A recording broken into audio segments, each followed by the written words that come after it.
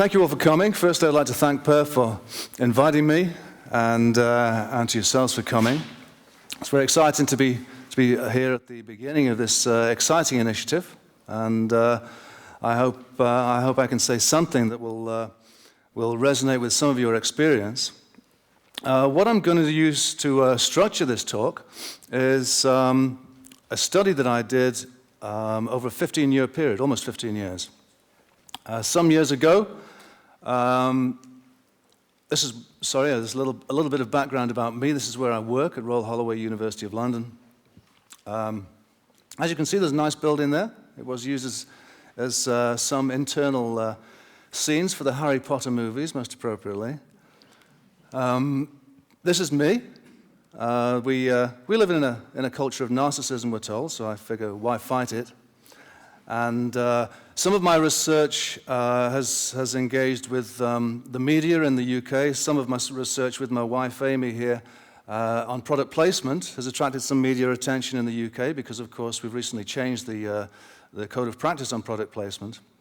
Other work I've been involved in was to do with young people and alcohol. As you might have heard, young people and alcohol have quite a relationship in the UK, and it has excited some initiatives at policy level, government policy level. So we've been talking about that as well on the UK media. So this is essentially what I want to talk about today. Some years ago, as a part-time PhD student, I went to London. I stayed in some very dodgy bedsits at my own expense, and managed to speak to some advertising agency people at a top 5 agency.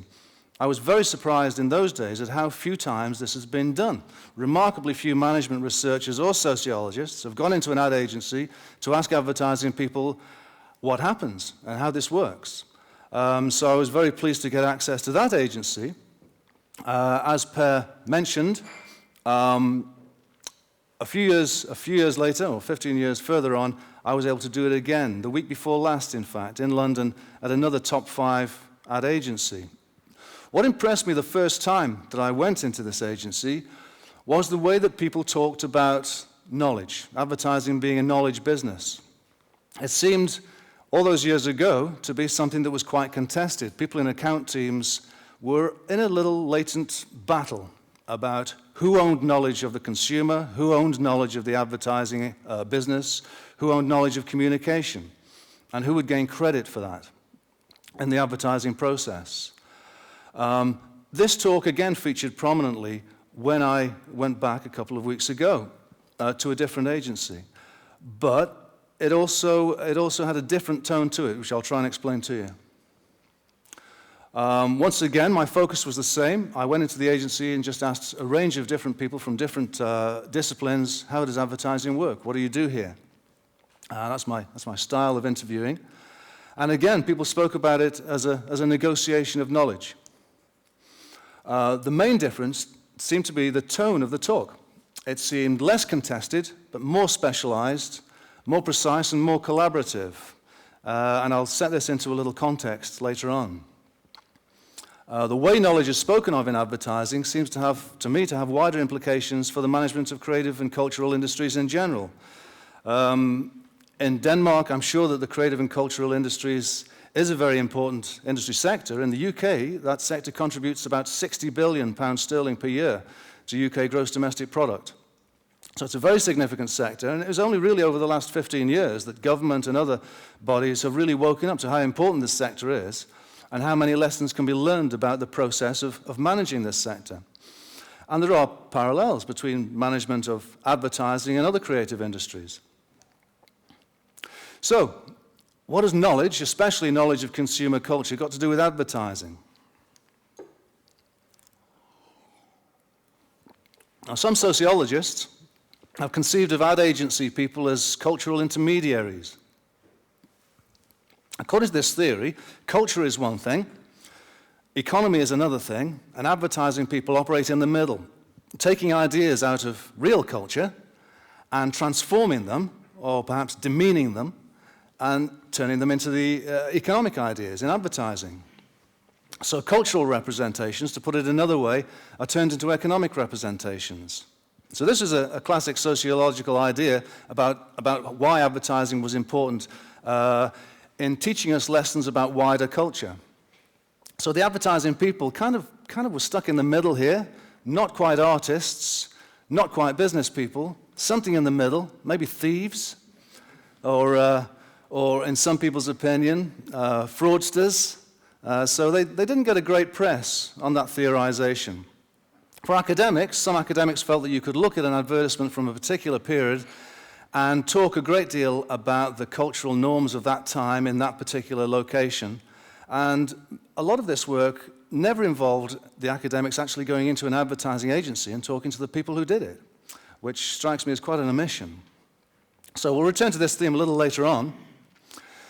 So advertising on this idea was thought to feed parasitically off knowledge of real culture by turning it to commercial purposes. So advertising took images of economy, images of commercial images that were essentially commercial, acquisitive, consumerist, and placed them in the context of other kinds of culture. So intertextual references, intertextuality is a term some theorists use to make reference to communication that refers to another communication, a different communication genre. So in adverts such as this, you have consumerist ideals juxtaposed with images of real culture, a day out at the lake, or it does appear to be a lake, doesn't it? I think it is. People are skating on it. So you can look at advertisements in this way and draw various messages from them. So, for example, in the 1960s, there was a trend of dramatic realism in advertising. Now, for some people, this demeans culture. And this goes back a very long way. A colleague of mine at Royal Holloway researches advertising from going back about 400 years. She looks through microfiche records of London newspapers of the 1600s. And there are records of people writing to Punch magazine in the 1600s complaining about the use of advertising hoardings in London at that time. Apparently the streets were full of advertising, and one particular advertisement drew a lot of criticism because it involved the person holding a poster, and the person was dressed up as an American Indian. And the individual who wrote the complaining letter to Punch magazine suggested that this was demeaning of indigenous American culture. Everything advertising touched, in some way it demeaned it. And so this is not a new idea at all. And if you look at these advertisements, which I've chosen because sometimes understanding the cultural values that go into advertising are much easier to see at a distance. So here we have 50 years on, we can look at these advertisements from 1960s America, and they're kind of funny, and advertising agencies wouldn't get away with them today. And they represent a particular worldview, which is easier to see at a distance. Sometimes, of course, the influence is in the reverse, and economy or advertising culture puts things into real culture, if you will. So I'm sure many of you know this story about the Coca-Cola, the iconic Coca-Cola Father Christmas, which was an invention of an advertising agency artist. Not the one who designed this campaign. He apparently took it off a different one. But now this is the image of Father Christmas or St. Nicholas and Santa Claus all over Western Europe. But it was invented by an ad man. And a lot of people today wouldn't realize that. So the influence goes both ways. Advertising takes from real culture, if you will, but it also gives images back. Advertising communication requires cultural knowledge. So talking about the role of knowledge in advertising, it's a mutually constitutive effect. You can't design an ad without cultural knowledge, and you can't understand an advertisement without cultural knowledge. It's a uniquely fluid communication form which leaks through genre categories. So if you go to the cinema and you know you're going to see a movie, if you go to see a music performance, you pretty much know what to expect. With advertising, people don't know what to expect because it leaks genre categories. It defies categorization. And I guess the easiest example of that is the way Olivero Toscani and the Benetton campaigns challenged people's notions of what an advertisement should look like and what sort of content an advertisement should have. And by putting images that we normally saw in news footage or documentary TV into advertising, Toscani created a huge controversy, which of course sold a great many jumpers. So looking at advertising, you need cultural knowledge to understand it, and you need cultural knowledge to make it. So then the question becomes, whose job is it to deal with this cultural knowledge in advertising? Who has the insight, the knowledge, and how do they put it into the advertising process?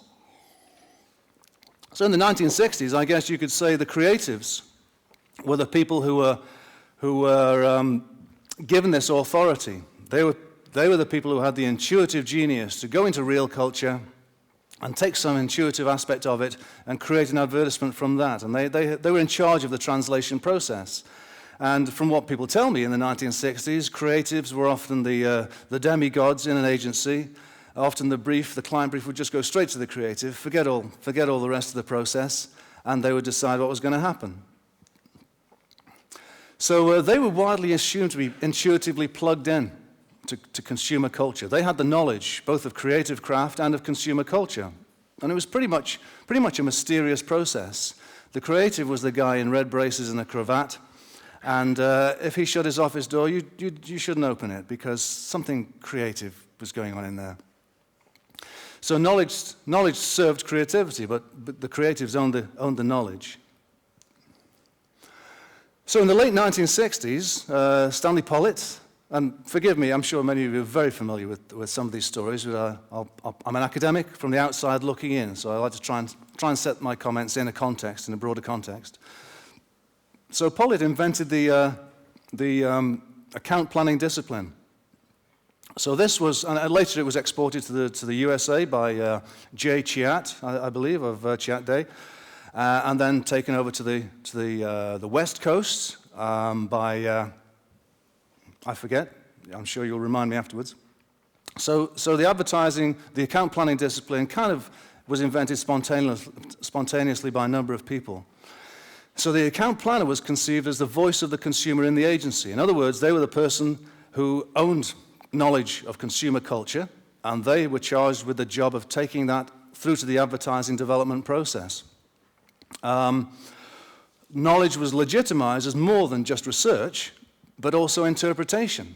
So prior to the account planning discipline, knowledge of consumer culture had been kind of a backroom thing. You went to the market research person if you wanted to know what color of jumper the actor should wear in the advert, or you wanted to find out I don't know, what kind of shoes footballers wear or something.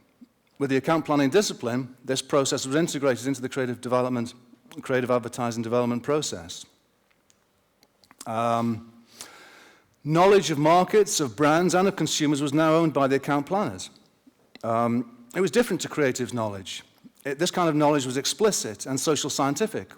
And back in 1998, a lot of the account planners I spoke to had a lot of qualifications. They had MBAs, but they also often had social research qualifications. As they were often described to me as the boffin in the advertising agency.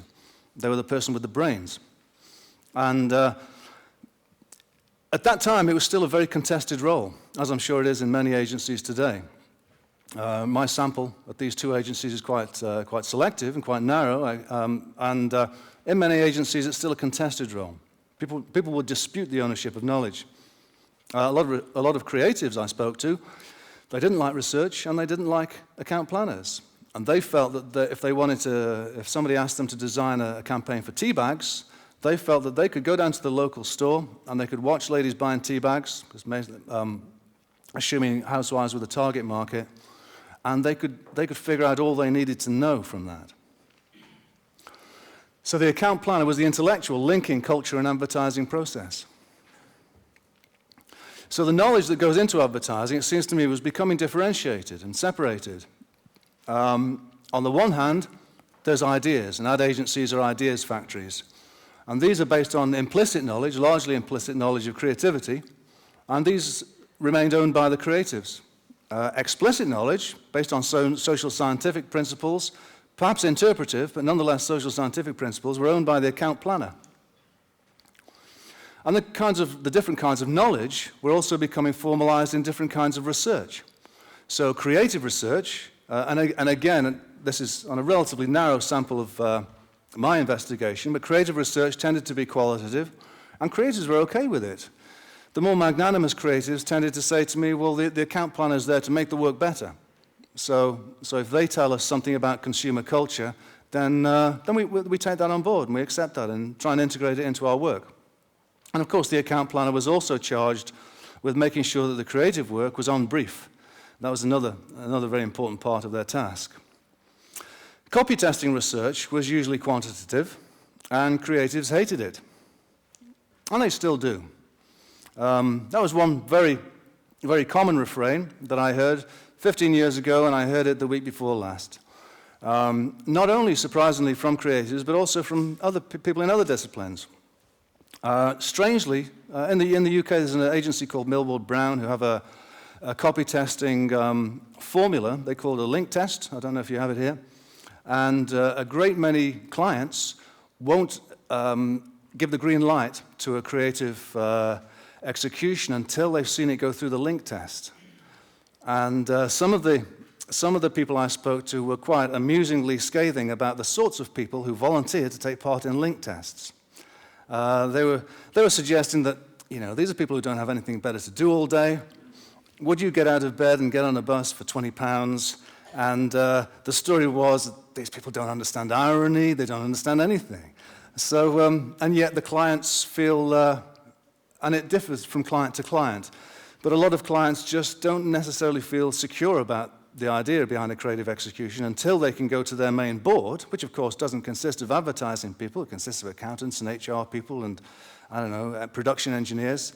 And they have to say, well, here are the figures from the link test. This proves that our campaign idea is sound. So this was still a bone of contention. The longer a client tended to have been with an agency, of course, the greater the level of trust, and the more likely they would say, well, don't worry about the link test results. But very often it was a real insecurity issue. And some of the clients, of course, have their internal politics to deal with, and they use the link test to provide them with an argument based on figures, based on science, that they could use to get the approval for the creative execution they wanted. So 15 years ago and today, it's still the same problem. The problem is clients don't necessarily accept what ad agencies want to tell them, and they need figures and they need the discourse of science in order to have enough faith to sign the check. So in the 1990s, of course, brand logic was rising. I heard a lot of talk in the 1990s about brand consultancies taking over, trying to eat the ad agency's lunch. Just a couple of years ago, a lot of people in the UK were talking about the end of the advertising agency as we know it. They were talking about consumer-generated content, audience fragmentation, changes in media funding models, which is a very important issue. Just about 2 years ago, the biggest commercial TV station in the UK was in a lot of problems. Spot advertising revenue had collapsed. A lot of newspapers around the world, of course, have ceased to exist because of the collapse in advertising revenue. And people were talking about media independence taking over from the ad agencies because they were moving into above-the-line work. Client demands for greater accountability, and of course an increased need for specialist knowledge, especially in digital and advanced film production knowledge, which a lot of ad agencies didn't have without outsourcing. They needed to go to creative boutiques and creative hotshots for that. Of course, I was reminded, though, that ad agencies have always had to make a case for their existence. They've always had to make a case for why they add value. Ever since they started in the 1600s as space brokers, they had to go to clients and they had to say, look, this is how we add value, and we do this better than other people because of our cross-sector perspective. Ad agencies have a unique vantage point because they see businesses from across a lot of different sectors, and they can gather together expertise that really leverages that. So this is essentially what ad agencies do, and in one sense, nothing has ever changed. Ad agencies have always had to deal with difficult issues in changes in communication technology, changes in the media infrastructure, and in that sense, it's situation normal. Now, 2 years further on from the crisis in British advertising, advertising revenues are rising again. Some of the ad agencies are taking back a lot of business from the digital agencies and the small hotshots, and and people can see now that ad agencies are adding value again, but they have to fight for that. They have to make that argument constantly. So in the 1990s, in response to these various threats, they had to try and change the way they managed the creative development process. So in the 90s, London agencies like HHCL and the famous Bartle Bogle Hegarty tried to evolve further, and there were two aspects they tried to build into their advertising process. One was that they sold the agency as the client's strategic partner. And this is very important for ad agencies. They need to try to make the argument that they're not just a service provider. They're a strategic partner. They have value to add. They describe themselves as the co-custodian of brands, rather than just a mere service provider. And they claim to offer a 3D marketing service with excellence in strategic and creative thinking through the line. So once again, they were trying to make this argument about adding value to clients. The ad agency offer was being extended. They were saying we don't just offer ideas and creative craft, we also offer particular kinds of knowledge, knowledge that you won't necessarily find elsewhere. And certainly in the UK in the 1990s, a lot of clients hired the advertising agency's account planners. They went client-side, as they say. A lot of brand consultancies tried to start doing what ad agencies do. And it was not, generally speaking, a success. And that's kind of faded away a little bit now. I heard much less talk of that. So knowledges, as it were, of consumer culture become ever more central to the advertising development process. When the offer is through the line, when brand custody and digital integration are all involved. So this is what it seems to me that ad agencies need to offer. Specialist knowledges that enable this sort of approach to take place. Clients want integration, they want through-the-line solutions, and ad agencies can only offer that to them if they can say, well, look, we have these specialist knowledges that you need and you won't find anywhere else. I just thought I'd just put in an example by way of a little quite a literal example, I guess, of consumer culture going into an advertisement. This is a campaign from a couple of years ago. It was tied in with the Beijing Olympics. It was done by Samsung's in-house ad agency, Cheil. So this is their concept. They got a mobile DJ who was using Samsung phones to coordinate his electronic music performance at the Olympics. So these are some of the visuals. As you can see, I'm an academic, not a designer, as you can see from my PowerPoint slides. But these are some of the images they'd got there. They've got the swimmers and the boxers and the table tennis people, and they've got the performance here. They've got the Samsung phones, which are apparently being used for, it sounds like a product placement for Samsung. I should say that I'm receiving no fee from them whatsoever. And and then there was the hero in the middle who was using the phone. So in this sense, they integrated consumer culture into their advertising campaign very explicitly indeed. Tied it in with sponsorship. They also tied it in with displays and exhibitions in London at the time. So it was very much a through-the-line campaign, very much depending on consumer culture in quite a literal way in order for people to pick up on the associations. So advertising process today, from my limited sample, seems to me to be characterized by a suppressed sense of role rivalry. So there's still conflict there. There is always conflict in the creative development process in any creative and cultural industry. But it seemed more latent. It was suppressed. I heard the phrase, a great idea can come from anywhere, from a lot of people, which of course is a cliche. That's the kind of kind of thing people think they ought to say. But I also got the sense that it wasn't entirely insincere, and that there was some level at which this was accepted as being a necessary part of advertising process today. In 2011, I found at this particular agency that digital, creative services, traffic, which was tended to be recast as project management, under the umbrella of creative services. This was incidentally quite a difference that I found. In 1998, traffic was regarded, it was talked of as more or less a passive function, passive administrative function. Today, it was talked of as very much an active front-end function. Traffic was about actively managing projects, not passively, It involved the essential technical knowledge in order to be able to make ideas work through different media, and it involved being there right from the client brief. So this was quite a significant change to me. Information services were also involved. Now, again, back in '98, this was a library function. It was sort of a dusty back room in the agency. Nobody ever went there. It was just empty coffee cups everywhere and sort of shoes on the floor. Today, it was very much a front office function.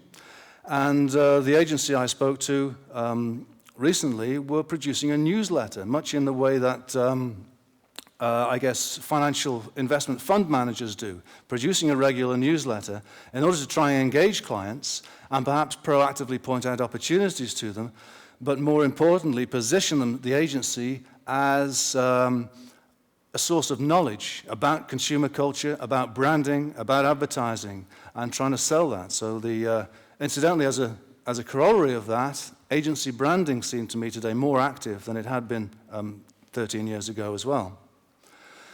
As well as, this is all in addition to the traditional functions of account management and creative and account planning. And indeed film production. As film production technology has moved on, it's become more important for agencies, even on very prosaic accounts for breakfast cereal and hamburgers and so forth. If they're going to make a film, a filmed TV advertisement, it has to be done in production quality. And the agency I spoke to had a roster of top movie directors who they would go to in the first instance if they had a brief that involved a TV. Obviously, the agency was big and it had a lot of resources because these guys don't come cheap. But the emphasis was on even a very simple and straightforward campaign on the face of it. They needed the top technology, they needed the top cinematography, they needed movie standard TV production. And this was, again, at the front end of the client brief.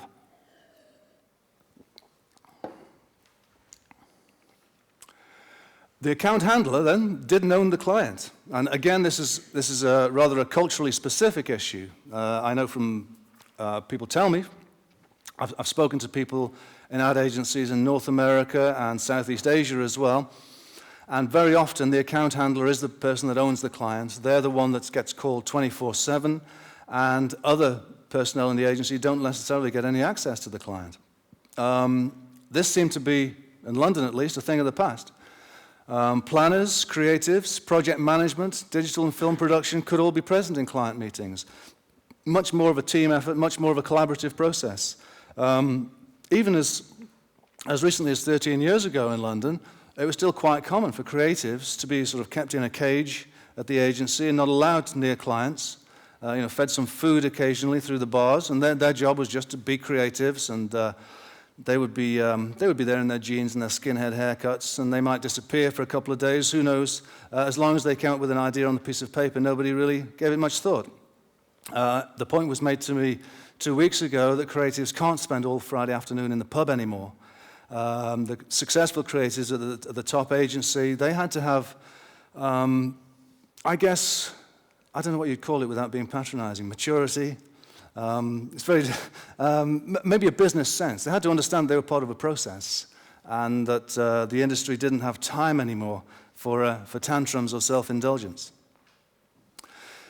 As a corollary of this, so this new collegiality, this new team-working mentality that was required, all the people I spoke to had excellent self-presentation skills. They all seemed fluent in cultural semiotics. They could all talk very fluently about the meanings of ads. Essentially, that goes on in advertising and branding. People are constantly talking about meaning. They're always talking about cultural reality and how communication informs that, what consumers will think this means, and what consumers do means. So people are always talking about meaning, and they were very fluent in this. They could all talk very well. I mention emotional intelligence because this was a phrase used to me by one of the account directors.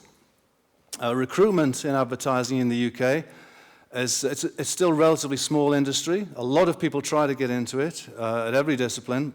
Very few people make it. And I said to one account director, what do you look for in the people you hire? And she said emotional intelligence was one of the things. Now, on the one hand, I can see the sense of this, because when people have to work very intensely, very collaboratively, very closely together, you need people who are personable, whose communication skills are excellent, and people who can express ideas. On the other hand, it's a very difficult concept, rather a flaky concept, really, emotional intelligence. It's not something you can make explicit. And just as an incidental issue, in the UK, the advertising industry has quite a poor record of equality in recruitment. It's still pretty white, male, and middle class.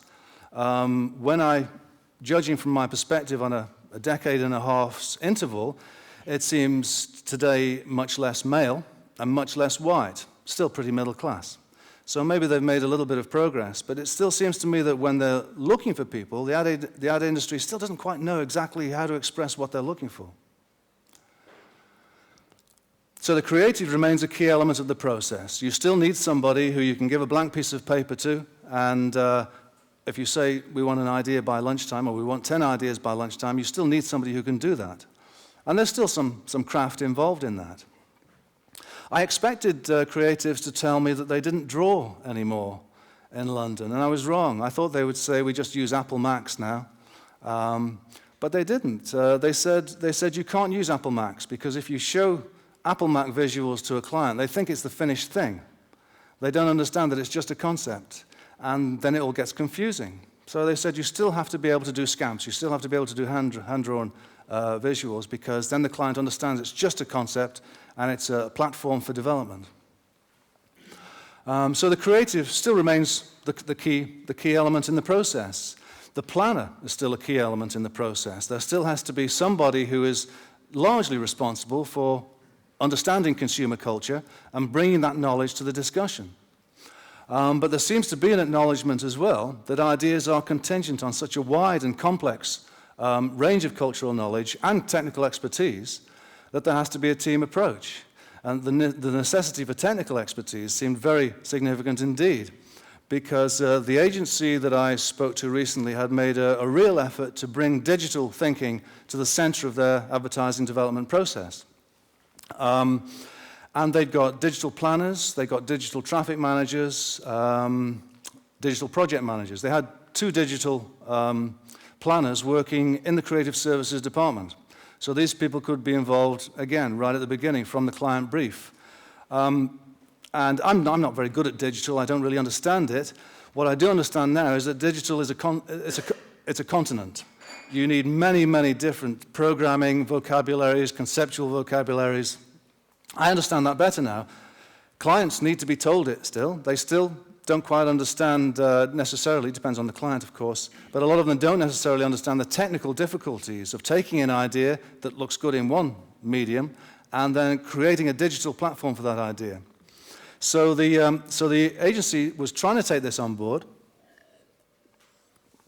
They told me that digital agencies still had a role, but their role was largely a service role. So if somebody created some web pages, for example, and they wanted that to be day-to-day managed, then they would get a digital agency to do that.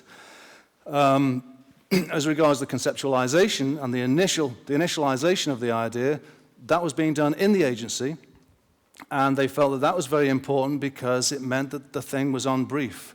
It wasn't going off in lots of different directions, and it was part of the central concept. And this was the other issue that the collaboration enabled, which was to keep the brand at the center of all the creative thinking, regardless of which media platform was being used. So again, it was the emphasis on a team approach. Technical knowledge of art production and digital technologies was acknowledged to be part of the creative process. So, for example, the guy who was running the creative services department told me that they grew from a printing department, essentially. Their expertise was in printing, and still the bulk of their work remained in printing, which they did in-house in the same building. But printing technology has improved. I trained in advertising about 30 years ago, and it was all cow gum and letraset and felt tip pens, and it's all different now, as you appreciate.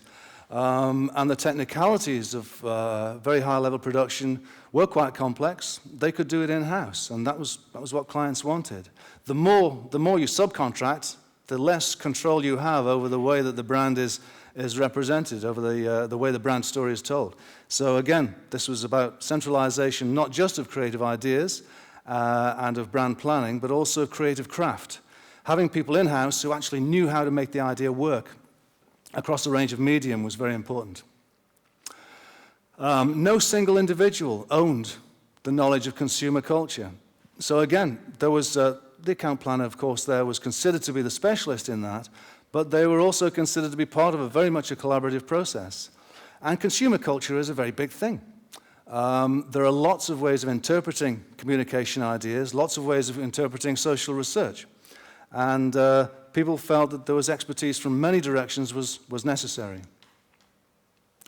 Now, one theorist I've been reading recently has spoken of the semiotics of materiality, which is rather a grand phrase, and academics like grand phrases. So I sort of picked up on this one. And essentially, this argument, going back to the point I made at the beginning, was that economy and culture were never two different things. For many years, sociological work was resting on this principle that real culture and advertising culture were two different things, and one broadly polluted the other. And some theorists more recently have spoken of the idea, well, it was never like that. It was always rather artificial to speak of advertising as something that exists independently of real culture. They're mutually necessary.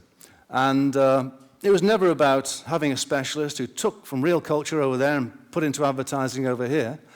Instead, advertising operates as a semiotics of materiality, in which cultural ideas and economic imperatives flow seamlessly out of each other.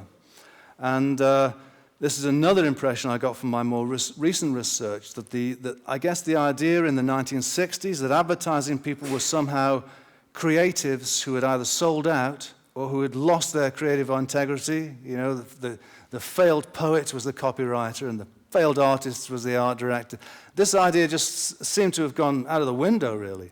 Advertising people seemed they were part of the cultural sector, part of the cultural industry. Yes, they sold ideas for money, but then so do artists. And people are starting to begin to realize, as Bourdieu realized, that all art is essentially, it has a business element to it. And all the greatest artists were actually quite good at marketing themselves. So this distinction seemed to have been rather evaporated, it seemed to me, in my recent talk. So they didn't feel, just because they were selling hamburgers, they didn't necessarily feel, they didn't think what they were doing was art. As one creative said to me, what we do is 1,000,000 times more difficult than art. Because art is a self-indulgence. You get very self-involved, you make something, then you put it on display and you hope people will like it. What they do is collaborative, it's iterative, they have to have an idea that when you break it down becomes very, very complex indeed.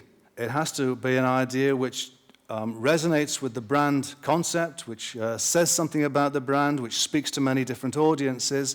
So their idea has to be much more precise and more refined and more elaborately iterated than an artist's idea does. So it seemed to me there was no sense of being a second-class citizen there anymore at all. So, managing semiotic materiality. I don't think this is a term that would really become popular in ad agencies. A semiotic materiality department, perhaps. Semiotic materiality officer, maybe. Sounds nice, but I don't think it would catch on. But the acknowledgement seemed to be that all account team roles can contribute to the interpretation of cultural science. It's through their specialist knowledges. A great through-the-line idea is no use at all if no one knows how to make it happen through different media.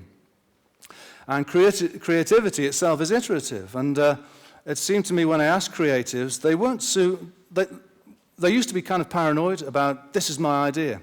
And I used to go into agencies 15 years ago. I might get 3 people saying to me, that campaign that won all the awards, that was my idea.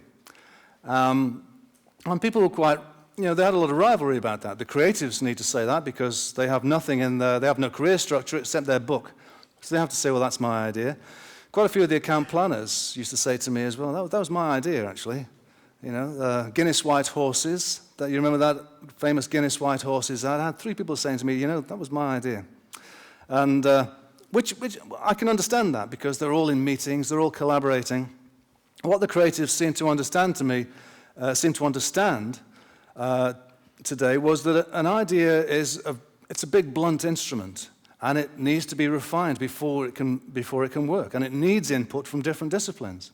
So yes, an idea maybe an individual initiated an idea, but then that may not have worked in any sense without the input of other specialists to say exactly how it would work. And certainly with the White Horses ad I mentioned earlier, a lot of the craft of that was invented by the TV production team on set. And so quite a bit of that was made up, I understand, as they went along because of the expertise of the TV production crew doing it.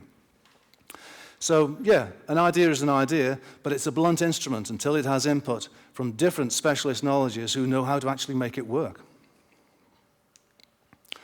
So some conclusions and qualifications to the things I've said. So the agencies I've studied are not representative of the industry. In the UK, as elsewhere, I'm sure that the majority of ad agencies are relatively small concerns. So the agencies I spoke to, they were large scale. They had a relatively low, in comparison to the advertising industry, relatively low client and staff turnover. They had big resources. The clients had a lot of money to spend. And they had a UK advertising tradition of pushing back at the client. Whether this is still the same today, I don't know, but when I've spoken to people about agencies in other countries, very often there is not that tradition, and clients expect to control everything. And they don't necessarily want to accept the agency's intellectual legitimacy as a collaborative partner, a co-brand custodian. And that's a very difficult argument to win. And in the agencies I spoke to, it seemed pretty much accepted. Excuse me. The people in these agencies have much more job security and prestige than most in a highly competitive industry with relatively little job security, and I think that's another important issue. The interviewees I spoke to were experts at self-presentation in an industry where life is a pitch. People in the creative and cultural industries, advertising included, are people I admire greatly. I have since I started researching this area all those years ago, because it's tough life, and it means being very committed to the work, and it sometimes means working for nothing until you're established. So it is a tough and competitive life, and that's no doubt it's more so than it used to be. But as far as they were concerned, life is a pitch. They realized that every social encounter they have might potentially turn into business.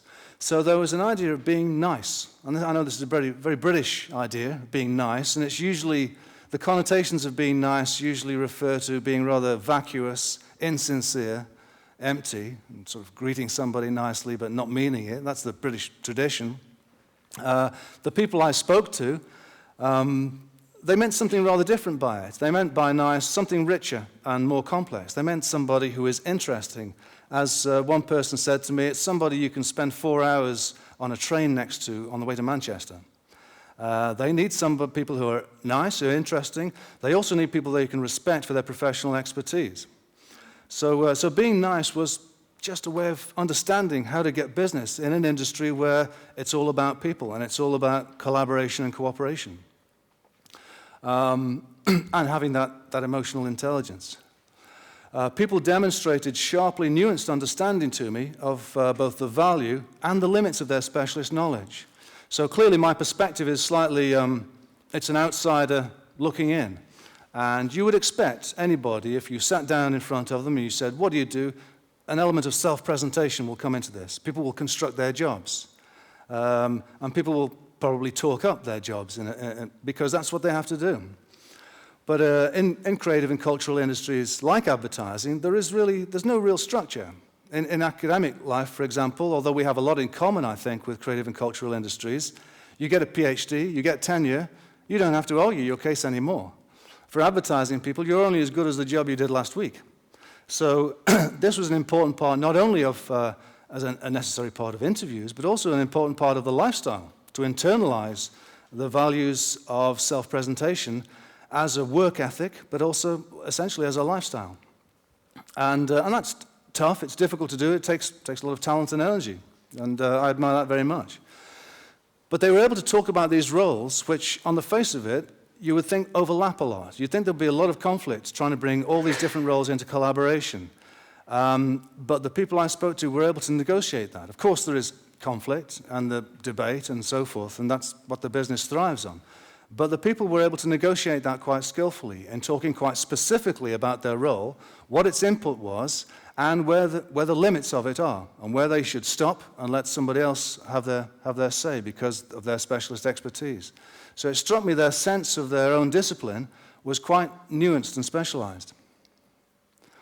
I'm very interested in the people in advertising, and this always strikes me as an interesting sort of backstory to my research. I'm interested in how advertising is done and what the managerial implications are. But it seems to me that workers in the industry are carrying the burden of change. There is a lot of pressure on people. There's been bulimic work patterns. People I spoke to, they would sometimes have to work for 3-4 weeks, no sleep and no weekends, because they had to get a job finished. I'm sure that for many of you this work pattern is quite familiar. And then they might have no work at all for the next 3 or 4 weeks if they're working on a sort of commission basis. There's the exploitation of effective labor. Advertising is still a relatively low-paid industry in the UK. An awful lot of people in it, the majority of people, are young, they're passionate about their work, they're passionate about not doing something mundane and boring. They want to be in this business and they want to do this work. A lot of the time they're doing it for next to nothing. And this is the way the economy is working, and it's kind of getting exploited. It's been called effective labor. If you're doing something you love and you do it for free, then people will let you do it for free. And of course, it's most common with creatives who, in the UK actually, they used to have to work for nothing in order to get their first position. Now they have to pay them legal minimum wage, which is about £200 a week, which does not go very far in London. So, there's a lot of kids there sleeping on settees, trying to build up their book, working in agencies for minimum wage. If they're lucky, after 6 months, a year, 2 years, they might get a salaried position with an agency at the bottom rung of the ladder. But a lot of them don't get those positions. There's a compulsory sociality. It's network, network, network.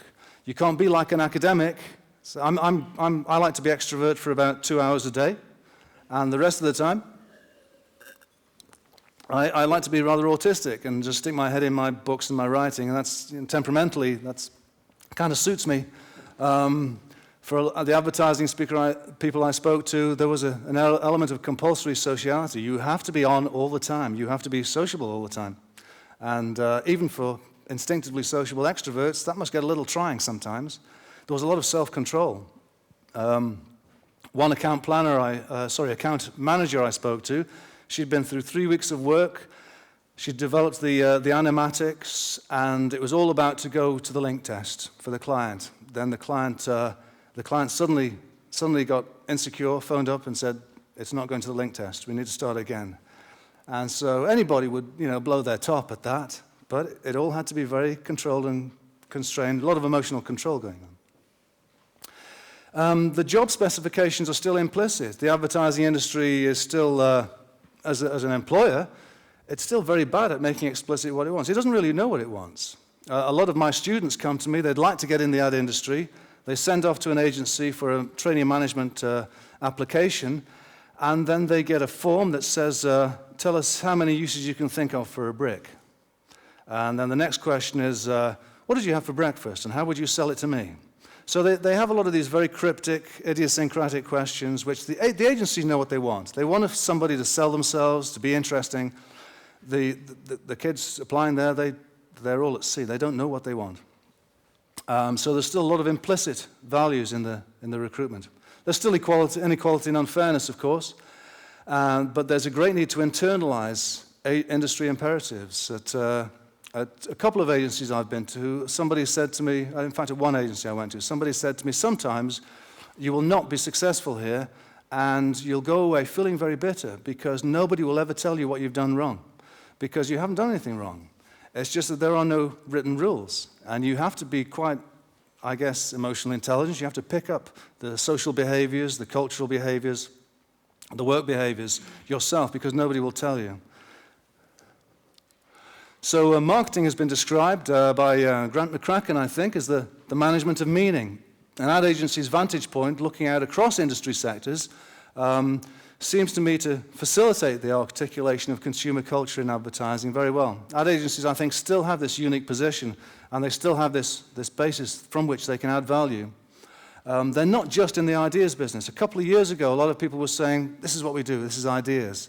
And now they appreciate that's not what it's just about, because that's an oversimplification. It's about knowing how to make ideas work. It's about how to tie ideas to a brand story in order to be able to articulate the brand through a range of different media. And it's about having the technical craft skills and expertise to be able to make that work. And essentially, they're a knowledge business.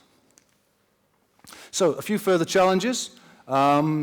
Continuing to make the case that ad agencies add value. This has always been a challenge. It always will be. The environment will change, and ad agencies have to keep making this argument to clients.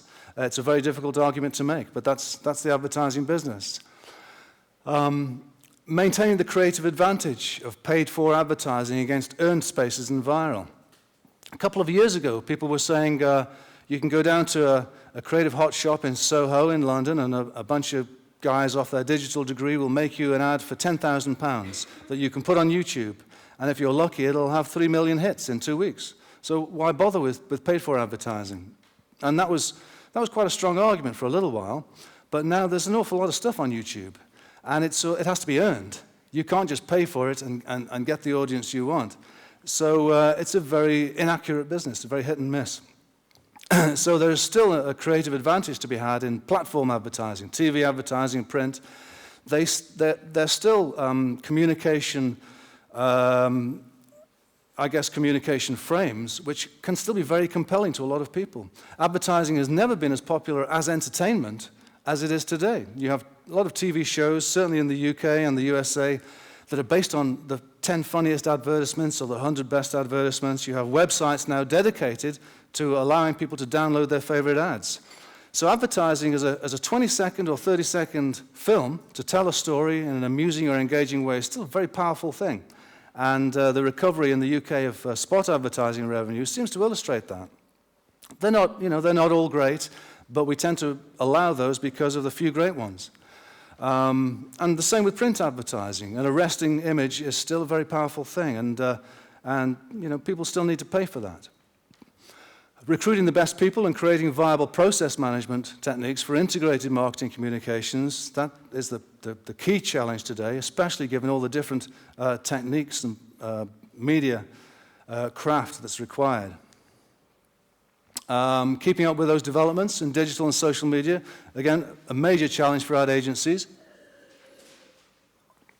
And responding to the evolution of new business models. It means digital is not an add-on, it's not an option. It has to be central to the way ad agencies think because of the number of media vehicles that are evolving completely new business models just to survive. And so the spot advertising revenue isn't necessarily there anymore. And I guess repeating the first point, engaging clients as knowledge providers, and not just saying that you're an ideas factory, trying to make the case that advertising agencies have a unique perspective, they have a unique combination of knowledges to offer. These are some papers, if anybody wants.